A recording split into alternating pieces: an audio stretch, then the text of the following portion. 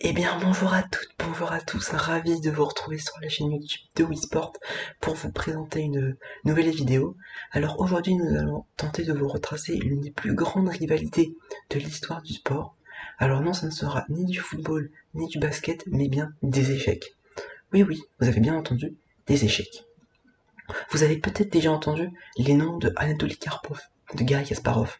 Si ce n'est pas le cas, pas d'inquiétude, vous allez apprendre à les connaître dans cette vidéo. Les deux hommes se sont livrés une bataille sans merci pendant plusieurs années, en pleine guerre froide.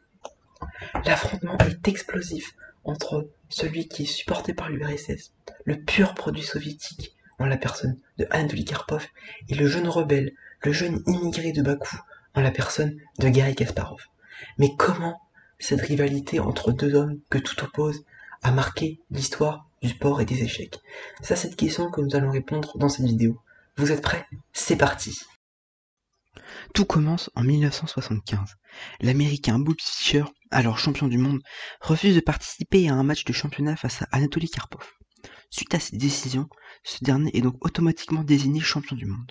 Cependant, le public n'apprécie pas cette décision car selon eux, c'est un champion d'échecs choisi au hasard. Alexander Nikitin, alors entraîneur de Karpov, essaie quand même de faire en sorte que le match face à l'Américain se déroule. Mais lorsque Karpov apprend ces nouvelles, il décide de renvoyer Nikitin.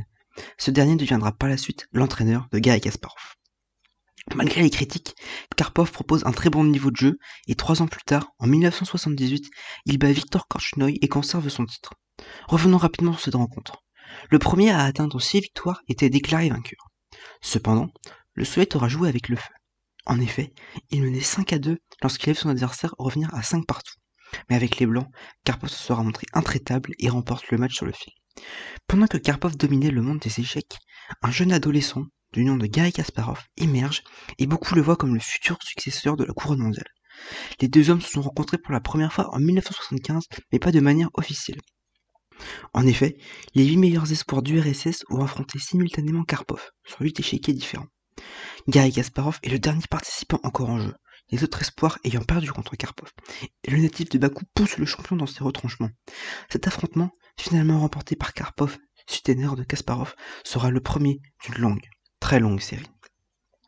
Faisons maintenant un bond dans le temps de quelques années. En 1983, Kasparov remporte le tournoi des candidats. Ce tournoi a pour but de désigner le prochain challenger du champion du monde. Le 9 septembre 1984 à Moscou, le match pour le titre a lieu. Les règles sont toujours les mêmes. Le premier à remporter 6 matchs est déclaré vainqueur. Et les choses ne se sont pas déroulées comme prévu. Au bout de 9 parties, Karpov menait déjà 4-0 et le match semblait être plié. Kasparov était très émotif pendant les parties et Karpov s'en servait pour mettre en difficulté son adversaire. Mais Garry Kasparov ne comptait pas se faire ridiculiser de la sorte.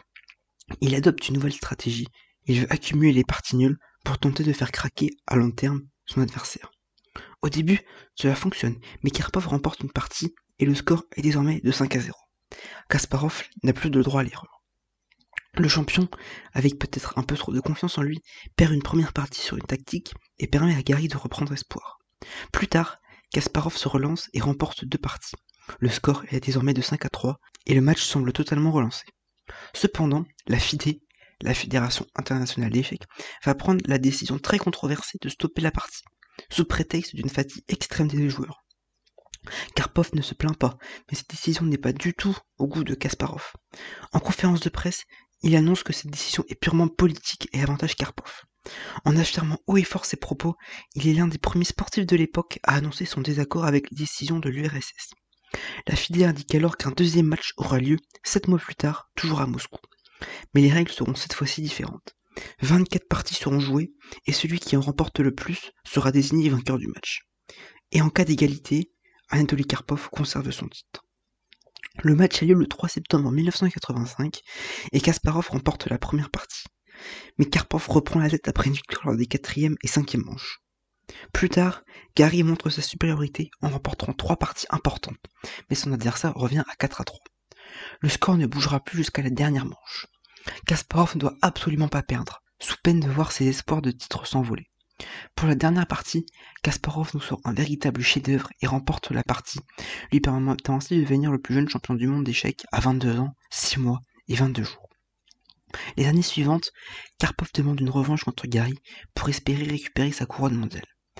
Mais que cela soit à Londres et Moscou en 1986, à Séville en 1987 ou à New York et Lyon en 1991, Karpov n'aura pas réussi à vaincre Kasparov et ce dernier conserve donc son titre de champion. Kasparov était extrêmement solide et décisif. Pourtant, Whispers a déclaré que Dorfman, qui était censé entraîner Kasparov, avait espionné ce dernier pendant ses préparatifs et avait envoyé des informations confidentielles à Karpov. Mais ce n'était pas suffisant pour vaincre Garry Kasparov. Ce dernier perdra son titre en 2000 face au russe Vladimir Kramnik. En 2005, Kasparov a annoncé prendre sa retraite après avoir remporté le tournoi de Linares. Il a créé un parti politique et s'est constamment rebellé contre le régime de Vladimir Poutine. En 2007, il a été arrêté et mis en prison pendant quelques jours. Karpov voulait rendre visite à son rival de tous les temps, mais la police le lui a interdit. Kasparov a grandement apprécié la décision de ce monsieur. Maintenant, Kasparov vit à l'étranger et Karpov est toujours dans le monde politique, où il soutient le gouvernement de Vladimir Poutine. Les deux sont cependant toujours dans le monde des échecs. Ils écrivent chacun des livres et parfois organisent des cours. Il peut également leur arriver de faire quelques parties à droite à gauche. La plus grande rivalité de l'histoire des échecs est désormais terminée et elle aura profondément marqué l'histoire du sport. Si vous voulez aller encore plus loin, nous pouvons vous conseiller un très bon reportage de Arte intitulé « Deux rois pour une couronne » qui retrace cette rivalité avec des témoignages des acteurs principaux de l'époque. Au total, les deux hommes se seront affrontés à 144 reprises. 21 parties auront été remportées par Garry Kasparov, 19 par Anatoly Karpov, et les 104 autres parties étaient des parties nulles. Ces deux hommes ont donc véritablement marqué à jamais l'histoire des échecs. Cette bataille a, comme vous avez pu le voir, été bien plus loin qu'un simple combat sur l'échiquier. Nous espérons que cette vidéo vous a plu et que grâce à cette dernière, vous en avez pu en apprendre plus sur l'histoire des échecs et le monde qui l'entoure. Nous vous remercions d'avoir regardé cette vidéo jusqu'au bout. Voilà, n'hésitez pas à donner votre avis dans les commentaires parce que votre avis nous intéresse et nous essayons d'appliquer vos retours. N'hésitez pas à nous dire également si vous voulez plus de vidéos de ce genre à l'avenir sur la chaîne YouTube de WeSport. D'ailleurs, vous pourrez retrouver tous nos réseaux sociaux dans la description, Instagram, Facebook et Twitter pour ne rien rater de notre actualité. En attendant, on se dit à la prochaine, portez-vous bien, faites attention à vous, à la prochaine, ciao.